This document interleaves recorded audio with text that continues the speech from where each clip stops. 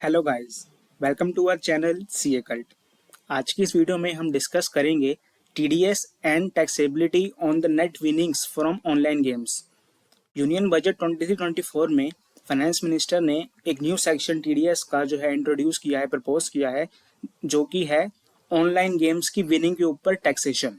पर उससे पहले उन्होंने एक और चेंजेस किए हैं, मतलब एक लिमिट चेंज करी है लॉटरी और हॉर्स रेसिंग की अमाउंट के ऊपर, यानी कि उसकी जो टीडीएस की पहले थ्रेशोल्ड लिमिट थी वो थी, मैं आपको बताना चाहूँगा कि थ्रेशोल्ड लिमिट जो पहले 194 बी और 194 बी यानी कि लॉटरी और crossword puzzle and horse racing के ऊपर जो पहले टीडीएस की लिमिट होती थी वो होती थी 10,000 rupees per transaction during the year. यानी कि इंडिविजुअल ट्रांजेक्शन वाइज टीडीएस की एप्लीकेबिलिटी जो होती थी वो चेक की जाती थी और टीडीएस उस पर अकॉर्डिंगली लाइबल होता था। लेकिन अब उन्होंने क्या किया है, जो लिमिट है उसको चेंज करके 10,000 पर ट्रांजैक्शन की जगह 10,000 ड्यूरिंग द ईयर कर दी है। यानी कि अब आपकी जो ड्यूरिंग द ईयर लिमिट है वो सिर्फ 10,000 की होके रह गई है, इररिस्पेक्टिव ऑफ कि वो एक ट्रांजैक्शन से है या मोर देन वन ट्रांजैक्शन है। यानी कि which means once the limit exceed the TDS would be applicable on every single winning amount। यानी कि ड्यूरिंग द ईयर सपोज आपकी टू ट्रांजेक्शन्स की वैल्यू मिला के 10,000 हो गई, टीडीएस नहीं आएगा।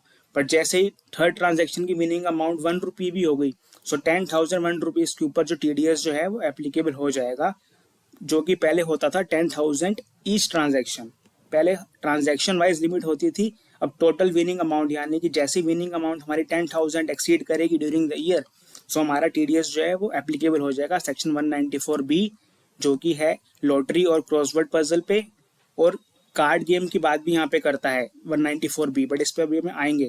और 194 बी जो कि हॉर्स रेसिंग की बात करता है, तो इनकी लिमिट अब थोड़ी सी चेंज हो गई है। और जो लिमिट या जो चेंज एप्लीकेबल होगा वो एप्लीकेबल होगा 1 अप्रैल 23 से, यानी कि अप्रैल 1 अप्रैल 23 यहाँ की मतलब है फाइनेंशियल ईयर। सो उस डेट से जो है ये लिमिट, फ्रेश लिमिट या जो रिवाइज लिमिट जो है वो एप्लीकेबल हो जाएगी। अब इसके बाद उन्होंने एक न्यू सेक्शन इंट्रोड्यूस किया, सेक्शन 194 बी ए, जो कि बात करता है TDS on winning from online games. अब पॉइंट ये आता है, जब section 194 B already card game and other games की बात करता है, तो क्या जरूरत पड़ी कि उनको 194 बी ए इंट्रोड्यूस करना पड़ा। इसके बारे में हम बात करेंगे। पहले हम बात करते हैं 194 बी ए क्या बताता, क्या है, क्या बोलता है। First of all, section 194 B A जो एप्लीकेबल होगा वो 1 जुलाई 2023 को एप्लीकेबल होगा। ठीक है, इंपॉर्टेंट नोट। अब आते हैं उस पॉइंट पे कि सेक्शन 194 बी ए जो बात करता है वो बात करता है TDS is applicable on winning without any limit. यानी कि section 194 B, section 194 double B, ये दोनों सेक्शंस जो बात करते हैं इसमें टीडीएस के लिए एक लिमिट है, यानी कि अप टू 10,000 इन सेक्शंस में टीडीएस डिडक्ट नहीं होगा। लेकिन जो न्यू सेक्शन प्रपोज किया है स्पेसिफिकली ऑनलाइन गेम्स के लिए, सेक्शन 194 बी ए, उसमें उन्होंने लिखा है कि TDS is applicable on winning without any limit as per section. मतलब सेक्शन की मैं यहाँ कोट की है वर्डिंग्स, जो बोलता है any person responsible for paying to any person any income by way of winning from any online game during the financial year. यहाँ पे एनी इनकम का मतलब है कोई भी इनकम हो इररिस्पेक्टिव ऑफ थ्रेशोल्ड लिमिट।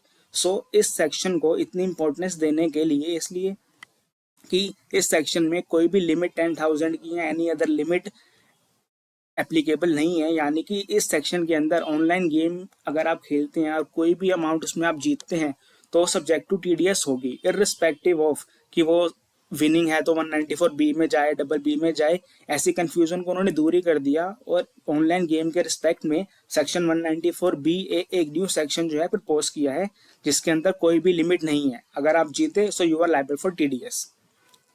अब बात करते हैं 194 बी ए की, टीडीएस लगेगा कैसे। सेक्शन 194 बी ए जो होता है प्रोवाइड करता है टीडीएस ऑन नेट विनिंग्स। यहाँ पे नेट विनिंग्स का क्या मतलब है वो भी हम डिस्कस करेंगे। In user account at the end of the financial year. अब यहाँ पे net winning in the user account at the end of the financial year. अब यूजुअली क्या होता है, जो टीडीएस होता है, टीडीएस हमारा एप्लीकेबल होता है या फिर टीडीएस के जो प्रोविजंस होते हैं वो ये बोलते हैं कि TDS at the time of credit और at the time of payment whichever is earlier. अब at the time of credit and at the time of payment तो हो गया नॉर्मल टीडीएस के प्रोविजन जो बात करते हैं टीडीएस डेट करने की और डिपॉजिट करने की, ड्यू जो भी होती है उसकी डेट। बट अब इसमें इन्होंने वर्ड यूज किया है नेट विनिंग्स। पहला वर्ड है नेट विनिंग्स, दूसरा इन the user account at the end of the financial year.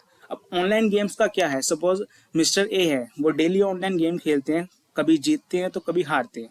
अब अगर हम ये देखें कि TDS is applicable, TDS liable to be deducted at the time of payment और at the time of credit whichever is earlier. अब इस section के अंदर ऑनलाइन गेम्स के सेक्शन में सेक्शन 194 बीए में कोई लिमिट स्पेसिफाइड नहीं है, यानी कि ₹1 की इनकम के ऊपर भी आपका जो है टीडीएस आएगा। सो अब अप्रैल के मंथ में मैंने नीचे एग्जाम्पल दिया, मैं एग्जाम्पल से आपको समझाता हूँ कि एक एग्जाम्पल है कि यहाँ पे 3 ट्रांजेक्शन्स करी एक पर्सन ने, 5,000 की मिनिमम इन्वेस्टमेंट थी और उस पर जो विनिंग और लॉस था वो था, पहले ट्रांजेक्शन में 10,000 जीते, सेकेंड ट्रांजेक्शन में लॉस हुआ, थर्ड ट्रांजेक्शन में विन।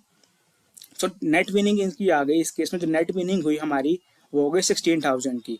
सो टीडीएस जो हमारा डिडक्ट होगा वो 10,000 पे नहीं होगा, वो 8,000 पे भी नहीं होगा, वो टोटल टीडीएस जो होगा हमारा वो नेट विनिंग पे होगा, टीडीएस ऑन नेट विनिंग्स। तो नेट विनिंग का मतलब आ गया ये वाला। अब नेट विनिंग यहाँ पे क्यों वर्ड यूज हुआ है और during the year eight the end of the financial year, ये वर्ड यहाँ पे यूज इसलिए हुए हैं, सपोज ये ट्रांजेक्शन थी हमारी फर्स्ट क्वार्टर की, फर्स्ट क्वार्टर में 10,000 इनकम हुई। अब 10,000 के ऊपर द कंसर्न पर्सन जो पेमेंट के लिए लायबल है वो टीडीएस भी डिडक्ट करेगा। सो टीडीएस 10,000 पे डिडक्ट करेगा। सो सेकंड क्वार्टर में 2,000 का लॉस हो गया।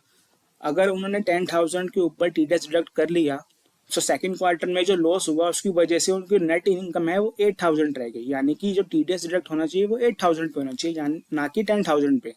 सो इसलिए गवर्नमेंट ने बहुत ध्यान से सोच के ये वर्डिंग्स लिखी है, यानी कि any income by way of winning from any online game during the financial year. और साथ में उन्होंने ये भी स्पेसिफाई कर दिया है कि net winning in user account at the end of the financial year, यानी कि टोटल टीडीएस लायबिलिटी जो देखी जाएगी वो eight the end of the financial year में जो नेट विनिंग अमाउंट होगी उसके ऊपर जो लायबिलिटी आएगी वो नेट लायबिलिटी होगी, वो नेट टीडीएस जो होगा उस पर डिडक्ट होना चाहिए।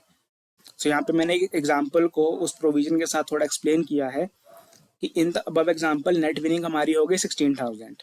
In this regard if assessee withdraws the partial amount from the net winning, और उनकी टोटल नेट विनिंग हो गई ड्यूरिंग द ईयर 16,000 की, और असेसी जो है वो पार्शियल अमाउंट विड्रॉ करता है 9,000 की। सो गवर्नमेंट ने बोला है कि eight the time of withdrawal TDS would be deducted on 9,000, यानी कि जो नेट विड्रॉवल अमाउंट होगी, जो विड्रॉवल अमाउंट होगी उसमें जो नेट विनिंग पोर्शन होगा उसके ऊपर टीडीएस डिडक्ट किया जाएगा eight the time of withdrawal. अगर आप during the year amount withdraw करते हैं, अपनी विनिंग अमाउंट विड्रॉ करते हैं, तो उस विनिंग अमाउंट पे जो टीडीएस जो है वो डिडक्ट किया जाएगा before making the payment, and the TDS on the remaining net winning amount of ₹7,000 would be deducted at the end of the year even if not withdrawn. अब ऐसा नहीं है कि अगर आप विड्रॉ करोगे तभी टीडीएस आएगा, सेक्शन ने स्पेसिफिकली मेंशन कर दिया है income tax shall also be deducted on the remaining amount of net winning in user account at the end of the year, यानी कि टीडीएस जो डिडक्ट होगा वो नेट विनिंग अमाउंट पे होगा। नेट विनिंग अमाउंट कौन सी देखी जाएगी, eight the end of the financial year में जो आपकी नेट विनिंग अमाउंट बन रही होगी। थर्ड पॉइंट आएगा कि अगर आप ड्यूरिंग द ईयर अपनी अमाउंट विड्रॉ भी करते हैं तो उस विड्रॉवल की टोटल अमाउंट के अंदर जो आपका नेट विनिंग अमाउंट का पोर्शन होगा वो सब्जेक्ट टू टीडीएस होगा, और जो रिमेनिंग अमाउंट होगी वो eight the end of the year आपकी जो है वो देखी जाएगी और उस पर टीडीएस आएगा, इररिस्पेक्टिव ऑफ द फैक्ट कि आप उसको विड्रॉ करते हैं या उससे रिस्पेक्टिव अकाउंट में, यूजर अकाउंट में अमाउंट को रहने देते हैं, बट आपका टीडीएस जो है वो आ जाएगा। बट इंपॉर्टेंट नोट ये है कि अगर कोई अमाउंट है, कोई विनिंग प्राइस है, वो partly in cash and partly in kind है, सो जिसको पेमेंट करनी है वो concern person is liable to ensure that कि टोटल टीडीएस जो है वो उस पर्सन से, असेसी से कलेक्ट कर लिया जाए बिफोर मेकिंग द पेमेंट। अब यहाँ पे कुछ इंपॉर्टेंट डेट्स हैं, यानी कि टीडीएस का सेक्शन तो 194 बी ए आ गया, ठीक है। अब टीडीएस के बाद इस इनकम के रिस्पेक्ट में एक सेक्शन इंट्रोड्यूस हुआ है, propose to introduce section 115 BBJ to tax winning from online games from assessment year 24-25 assessment year से ये जो है सेक्शन 115 बीबीजे जो है वो एप्लीकेबल होगा, विल इफेक्ट फ्रॉम 1 अप्रैल 24। यहाँ 1 अप्रैल 24 का मतलब असेसमेंट ईयर की बात कर रहा है, यानी कि 1 अप्रैल 23 फाइनेंशियल ईयर से ये प्रोविजन जो है, ये सेक्शन जो है, ये एप्लीकेबल हो जाएगा। यानी कि आने वाला अप्रैल जो है, उस अप्रैल की फर्स्ट डेट से ये सेक्शन जो है टीडीएस वाला एप्लीकेबल हो जाएगा।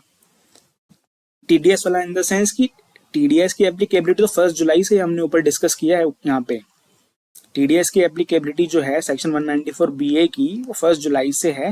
बट सेक्शन 115 जो कि पावर देता है 194 बीए को टू डिडक्ट द टीडीएस, वो एप्लीकेबल होगा 1 अप्रैल 24, यानी कि 1 अप्रैल 23 फाइनेंशियल ईयर से। और जो टैक्स डिडक्ट होगा वो लॉटरी पे भी 30% था, हॉर्स रेसिंग पे भी 30% है। तो ऑनलाइन गेमिंग पे जो टैक्स जो है वो 30% ही गवर्नमेंट ने जो है प्रपोज किया है।